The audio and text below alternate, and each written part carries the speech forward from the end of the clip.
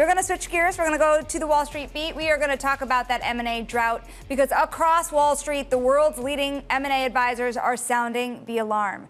The Trump-driven deals boom that they'd all been dreaming of isn't happening yet. Instead, deal-making is essentially on hold, according to top bankers at Morgan Stanley and UBS, and it's the subject of today's Big Take. Bloomberg's Michelle Davis co-wrote the story, joins us now, senior reporter on the team, and has been chasing all the deals happening and then all the deals falling apart. It's kind of crazy. You list a whole host of deals that have either been stalled or completely let go. There has also been regulatory pushback in ways that people have not expected, like you saw with HP.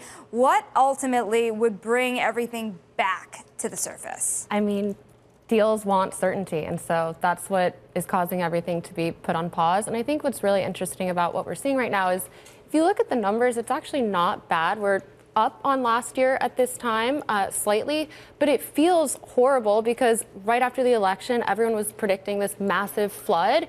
You should have heard some of the bullishness, that bankers and lawyers were talking about, and it just hasn't panned out that way. So it just feels a lot more awful than it is. Yeah, to put some numbers to that, you had a senior strategist over at Goldman saying that originally he had predicted a 25% increase in U.S. M&A this year. He slashed that to just 7%. So we're still coming up, but just the levels are so low, it's hard to get excited.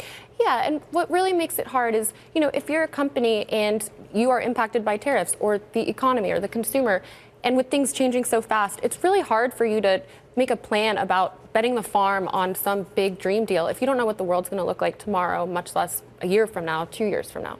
I heard a lot of strategists yesterday on Carol and Tim's show. Yeah. Bloomberg Business Week. Daily. They changed the name. And so many of them were saying, we're waiting for things to calm down. We think that this flurry of action is going to consolidate into some kind of stability.